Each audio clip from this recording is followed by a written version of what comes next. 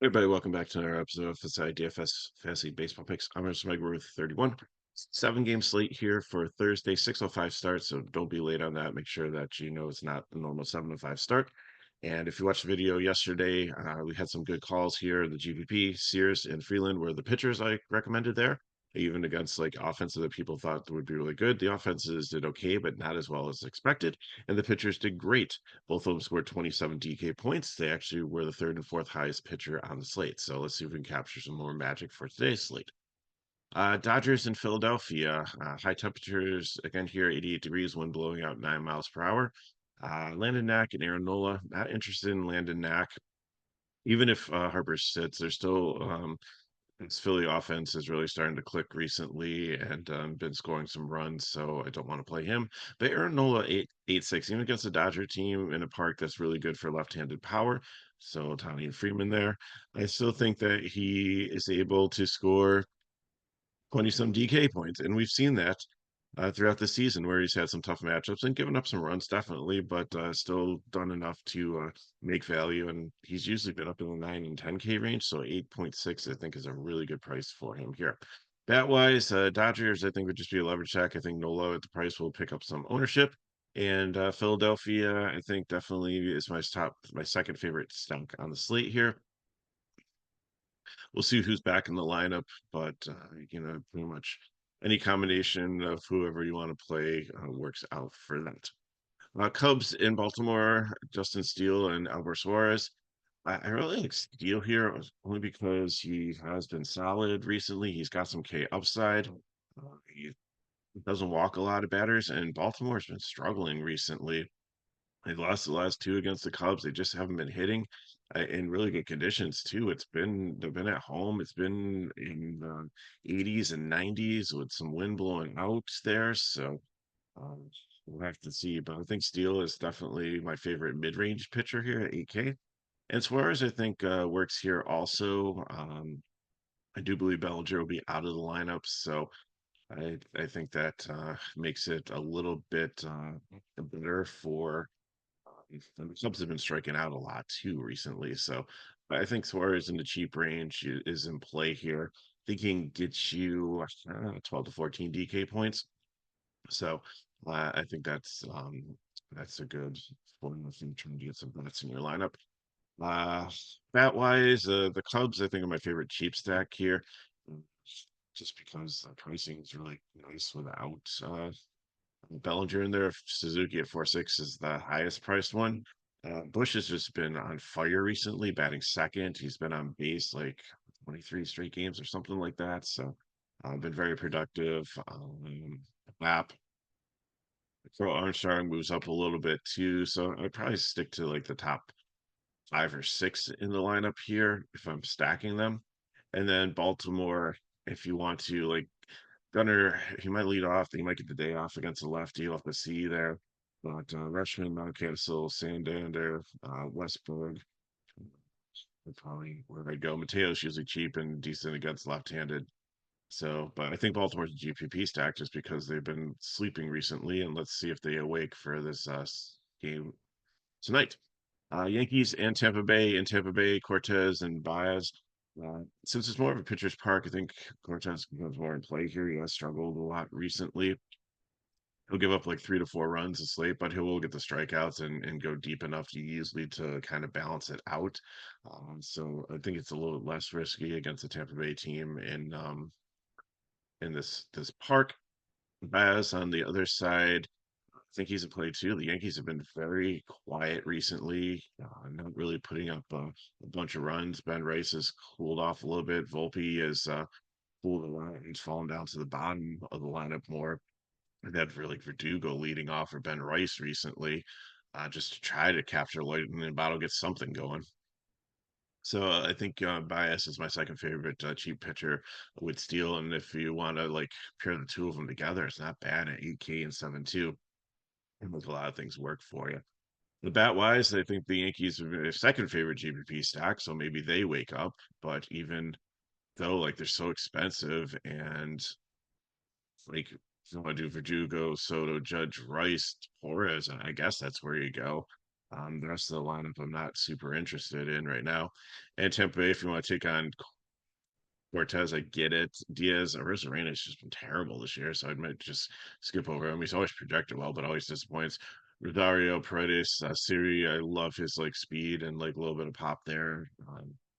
So probably throw a bunch of right-handers at him, and however you want to go. But I'd probably maybe go like 3 to 4 here. I don't know if I get to a full five with Tampa Bay, but they're definitely cheap enough to make a lot of things work for you. Also, Oakland and Boston, Medina and Tannehill. I know Boston has let us down the last two slates and really hasn't put up the 5 run total that they've been with wind blowing on the Fenway and high temperatures.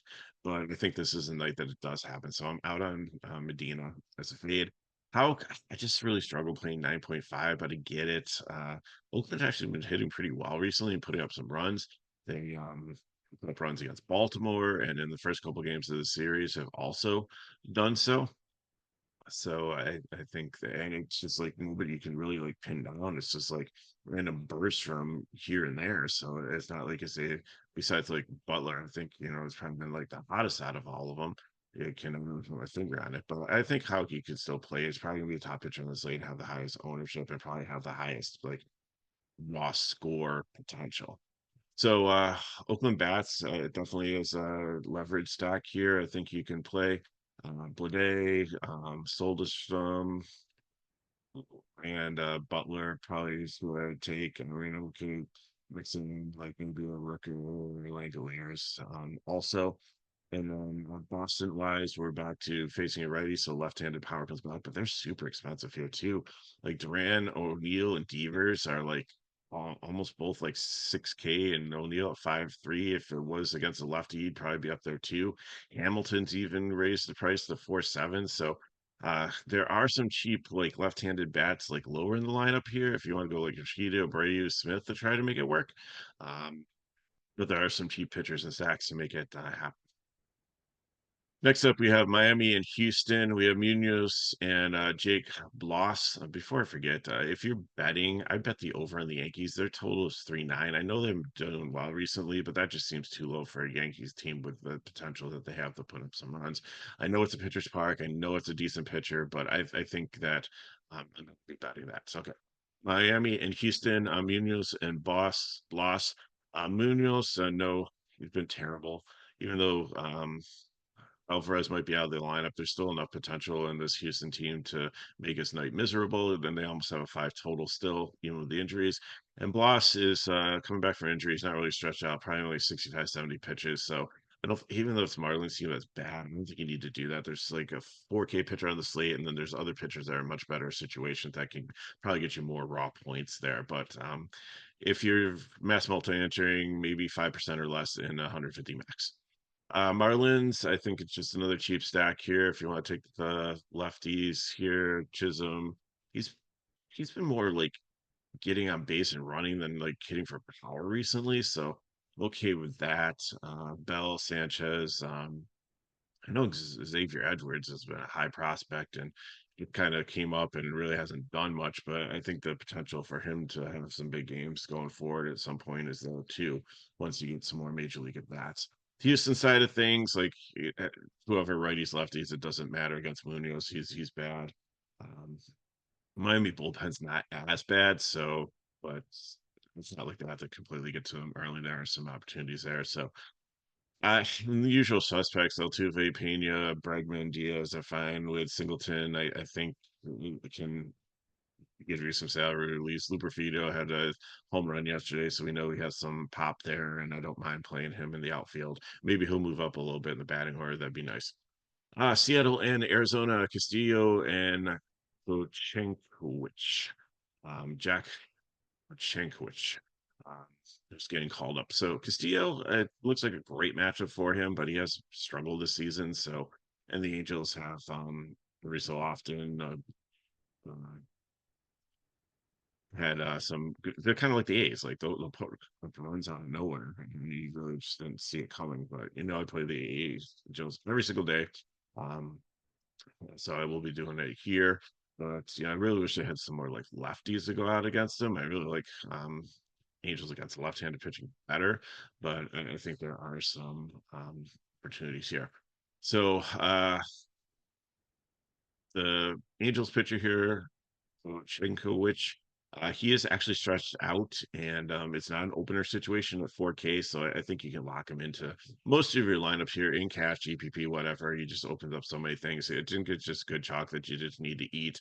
Um, if he gets you like 12 DK points, he's absolutely going to smash and open up what you need for the rest of your lineup. So don't hesitate to play him. And Seattle does have the K upside here, even though they've been hitting a little bit recently. I think that he'll do enough to pay off his price tag, and he's stretched out too, which is great.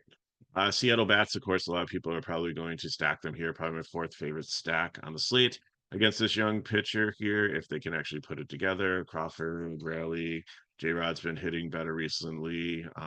Raleigh, the catcher, Blanco, Rojas. I mean, there's so many different ways you can go there. And Angels, like I said, if you want to take on Castillo, I think it's more of an extreme GPP play, but Rendon's usually pretty cheap. Ward, Dular, but even though he's a right-handed pitcher, I mean, I take the right-handed bats against him versus trying to figure out the splits against him. And the Seattle bullpen's like top 10 and worst. So, once they get past Castillo, they might be able to do some damage there. Final game, Braves and Diamondbacks, Fried and Fadat. Fried, I don't really like playing lefties against this Arizona team. They're usually pretty good there. But she's been playing like large field tournaments, probably 10% or less. If Fadat, again, probably 10% or less in large field tournaments. If you want to take a chance on one of these, Fadat got hit on the ankle with a line drive. He should be okay, but just in case anything's lingering, and even though the Braves haven't been super impressive, I think, in the mid range, I'd prefer Steele or Baez over him, but he could definitely be in play here. Atlanta, I think, again, like the GPP stacks are stacks that have potential and that should be good, but we just haven't seen it happen. So it's Baltimore, New York, and Atlanta, and then I put Arizona right below Atlanta there just because. But I actually, in thinking about it, probably when I did the stacks, it was before I tried to build my lineups, and I'll get to that in a second. But I think Arizona makes a good GPP stack. So let's look at those lineups, get you on your way for your day here. So New York or New cash, uh, Hulk or Steel. It's kind of hard to get up the Hulk if you want to play a Boston stack with Houston.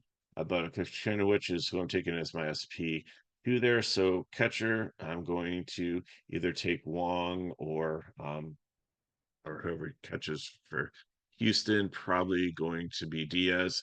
Their Singleton's first base in both lineups that I built using those two pitchers. I built one with the Hawk and one with Steele for cash. Second base, you're either going to put Hamilton up there or Altuve. Devers is going to be third base no matter where, unless he sits, then you can put Bregman and it opens up a lot of salary for you. So you can probably get up to Hulk easily for that one. Uh, Hamilton or Pena, depending on how your build's going there. Duran, I'm going to lock in the outfield, and then you have your choice of cheap outfielders to fill in with Yoshida, Abreu, or Lupafino. So I'll probably take two of the three of them. So that's what I got for cash. And for GPP, give me Nola. SP2, I'll let you, if you want to go Kachunovich again, that's fine. There's so many other options to throw out there. Uh, I think I want to go with Baez against the Yankees just because I think that Peters Park, he's done well, and they've just been ice cold.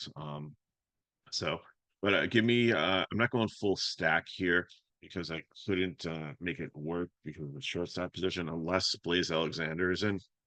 But give me the righties for Arizona here: Walker, Marte, Gurriel, and then I want Langeliers and Butler from Oakland, just because they've been doing really well recently, and just as started playing against Hulk ownership. And then Gunnar Henderson, I just put his one off in shortstop there. I tried a Yankee stack, I just couldn't make it to make work in GPP. So I went with the Arizona right-handed bats. But if you have something else that you want to fill in with and it works for you, then that's good. But I really am going to try to get 4 to 5 solid Arizona right-handed bats in there for a GPP lineup with Nola. So I got for you. If you have a question, put it below. Hit me up at MegaRover31 on Twitter/X. If you want more information on FSi DFS, you can go to the description of the video, and there's a link to our pricing page there.